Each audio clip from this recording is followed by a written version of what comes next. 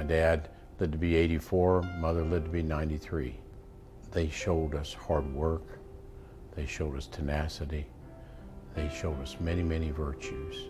My father, he was in the Navy from 1942 to 46. That was during our biggest war, World War II. He grew up during that time. There were 15 million people that were in the military, and 15 million people needed jobs when World War II was over. And during that time on the ship, he had some shipmates that said they were interested in starting a funeral home. And he thought that might be a good idea. So he was one of those 15 million, and he picked the funeral home industry. And he was a student of life, and he taught you to be a student of life. I decided at the young age of 16 that I wanted to be a doctor, and then it's been no turning back since. I was in the Navy for 24 years. I wanted to see the world, and I wanted to serve my country. I swore in the west side, right by Meade Johnson. There used to be the old Marine Hospital there, where I swore in 1973. I worked at 3 major hospitals: Bethesda Naval Hospital, Oakland Naval Hospital, and San Diego Naval Hospital. I was in the Persian Gulf War for about 2 months. When I was in the Persian Gulf War, it gave me empathy of soldiers in all wars. We were a helicopter ship with about 46 helicopters on board, and we had 1,500 Marines on board. I was age 39 at that time, and it was one of the saddest times in my life because I didn't think I was coming back. Many soldiers go through that. I got rid of those thoughts and went on and served my country. We've lost over 1 million soldiers in all wars in the United States, and those soldiers have paid the ultimate price. And I realize what they did for us and what they did for our freedom, and I cherish all that. When I retired from the Navy at age 46 in 1997, I joined the practice with Ed Fox and Tony Stevens, and it's been the most joyful experience of my life. There is a warmth, there's a kindness, there's a gratitude. I can't describe how this happens, but it's beautiful for our patients that are facing problems in life. When you're dealing about cancer, you're dealing about blood diseases, people are very fearful when they walk into my office. So I have to make them more at ease. It's my job to make them relax. Each patient that I lose a little bit of my heart. And even though it's hard at the time, I do come back. Many people ask me why I'm an oncologist and how can I do that every day. It's probably the most satisfying career anyone could have. When I tell a patient they're doing fine, when I tell them they have beat all the odds in the world, I call some of my patients little miracle childs. And when they walk out, the experience I have in my heart can't be relayed in words. I would like for him to really know how much I appreciate him, the comfort that it gives me to know he may have to rush on some days, but when I really need him, I know that he would be there. In January of this year, I had an emergency. He was going to have to go out of town, but yet he went with me to the hospital, and I did have emergency surgery in the midst of the chemo, but he was there. We have built some friendships with some of Mark's patients. One of my favorites in his low 90s, and we work in his garden together. And we've been canning together for probably 5 or 6 years. And it's just a friendship that's really developed over the years, and that's just one of many. Became acquainted with his wife, Jennifer. We've been good friends ever since.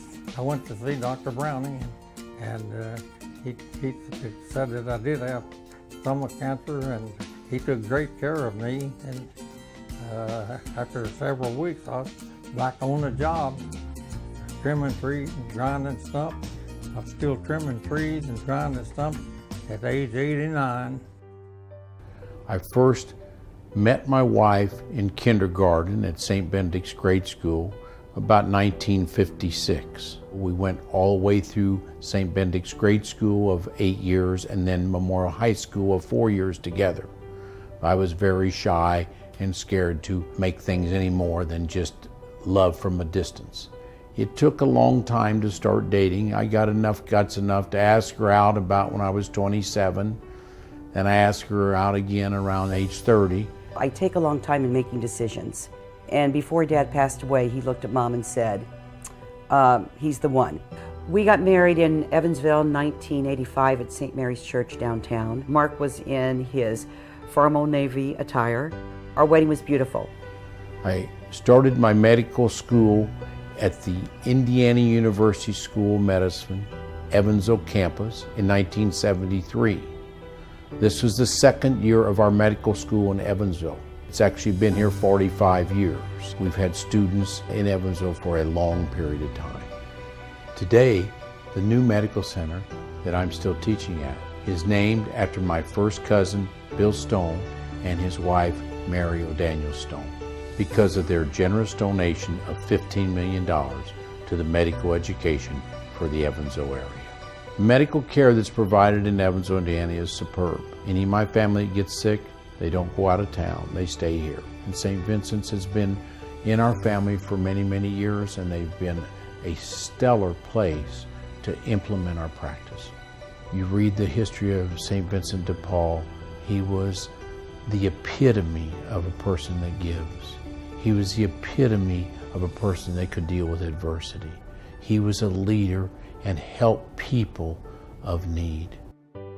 My wife's aunt, Sister Gertrude Bosnagel, was a visitatrix for the Daughters of Charity, and she was in charge of St. Mary's Hospital in the early 80s. My sister Becky Browning Carter is still practicing nursing at St. Vincent's Hospital. I've been a nurse for 40 years, and I actually work in the same suite where Mark worked with oncology hematology back in early 2000. As a brother, Mark was always there for you. And I remember when I was in nursing school, and I remember saying, Mark, would you help me learn the bones of the skeletal system? And he wouldn't think twice about stopping and quizzing me and helping me learn nursing. My sister Charlene is a graduate of Indiana University School of Nursing, but does no longer practice nursing. She writes biographies. We interview the family at the time that the person has died. We interview all the relatives and find out what their life has been like and write their story. I like to tell Mark, as he grew up, we were good friends, and I never realized what he would be in life, and I'm very proud of him. And my other sister, Jeannie, runs my father's funeral home at this time. I worked for my father for over 25 years at the funeral home, and he was preparing me for the ownership. And we were a father-daughter team and a one-of-a-kind. Mark, as the only boy with 3 sisters, had a tough time at our house. The phone, the bathroom, the kitchen, all off limits to him. Mark Browning is the most unbelievable person you'll ever touch in your life. He will be there for you through thick and thin. My mother and father are both interested in genealogy. My father registered and logged the genealogy history of every person that ever died in Evansville from 1905 till the time he died. We have over 6 people that are logging in obituaries on a daily basis. We have close to 400,000 cards that are registered in our files that are now scanned and indexed on the internet. People come to us and they say, oh, I found a family member that I never knew about.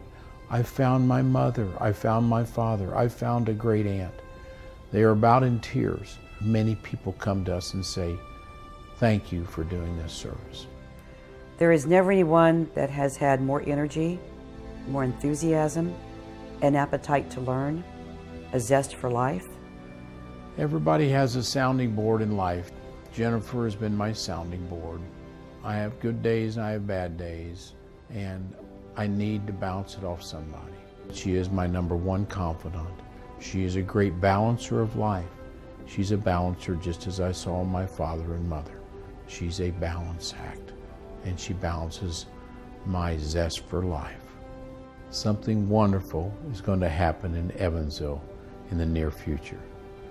January 1st of 2019, Oncology Hematology Associates, the practice that I've been married to for 21 years, will marry St. Vincent's of Evansville. This marriage will provide the best health care that could possibly be given for the Evansville area. Another wonderful thing is going to happen at St. Vincent's in Evansville on November 5th of this year. The Patricia Browning Stone Sensory Playground will have its grand opening.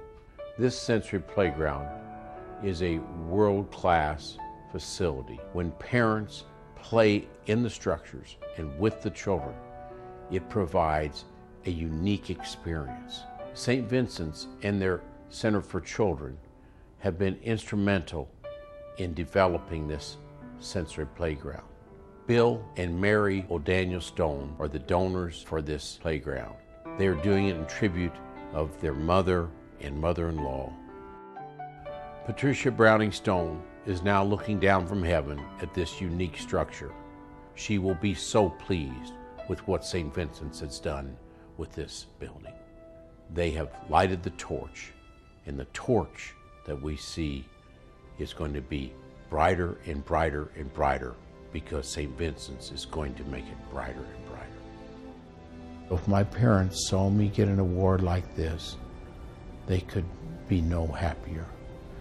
The tri-state community, Evansville, St. Vincent's, Oncology Hematology Associates, my immediate family, my in-laws, my sisters, have all been so kind to me and so supportive of me that I think this award belongs to all of them. And it's overly generous for St. Vincent's to award me this when it's really my other people that have supported me during this time.